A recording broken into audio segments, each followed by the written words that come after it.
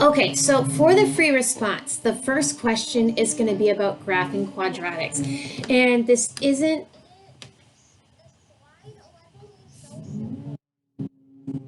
yeah, I see that. Interesting. Let's try this. Okay, let's try that. Okay, so for the first question on the free response, it's really going to be testing your understanding of parabolas. And our understanding of parabolas includes the axis of symmetry, okay?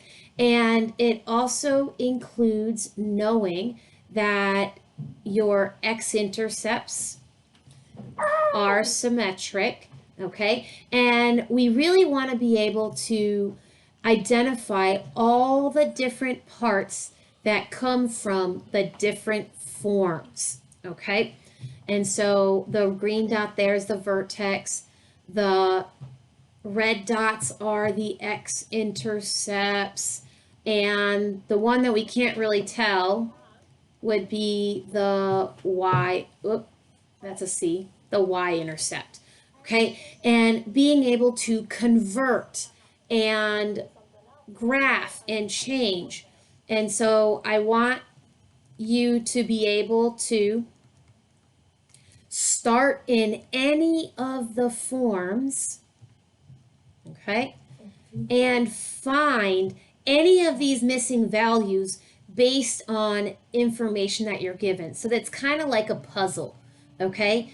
If I were to give you some of these labeled points up here, right? A red point and a green point. Could you come up with all of these different forms? Okay. What if I gave you the purple and the red? Or, sorry, purple and the green? Could you work your way into finding all of those different values? Okay. So it's not as simple as just plot me the points and graph it. It's can you really take the information we've learned and apply it to other questions, okay? So it could be something like 3, 4 is the vertex and you have the point 0, 1. Can you write this in vertex form where you would have to be able to, right? And then oh gosh, I have to find the A value.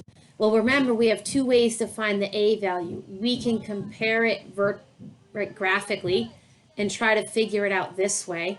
Or you can plug in points and find it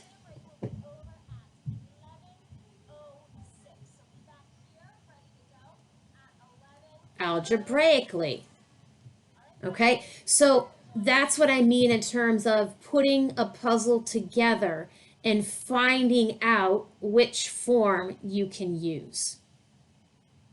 Okay, the other thing is just given certain equations, can you write it in any of these particular formats?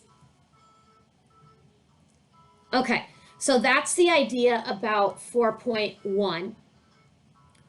When I tell you 4.2, okay, that's your inequalities. I really want you to understand the different potential answers. Now, we'll call this the normal inequalities. You're either going to be outside or inside the x-intercepts. And now that goes with concave up and concave down, okay? So concave up graph, okay? Or concave down graph, right? This one is asking above, this one is asking below. Concave up or concave down. This one is asking below, this one is asking above. So that's one type of answers. This is what I like to call the normal questions because it's inside or outside the intercepts. And so, there's no undo button. Oh well. Now the ones that are not so normal, okay? Those are the ones where you could potentially get a single dot. You could get all real numbers, or you could get no solution.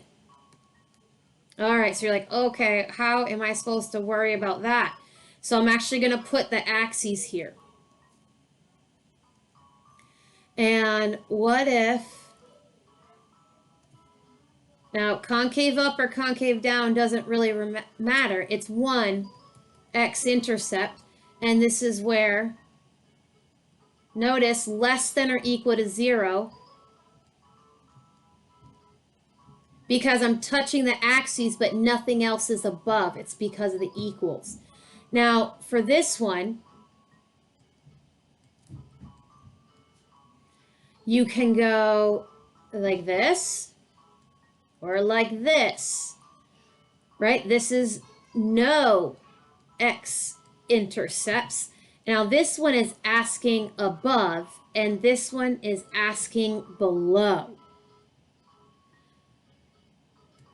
So what I'm doing right now is I'm reviewing the conceptual understanding of this, not necessarily the algebra. The algebra is connecting to stuff that you know, okay? No x-intercepts. So we're going to be above and below again, but notice how the question is going to change. This time I'm asking about y being less than 0. This time I'm asking about y being greater than 0. Notice how these things don't necessarily overlap, okay? And so, okay, notice one x-intercept and how it relates, okay? Notice here, no x-intercepts, and notice how the graph and the inequality correspond.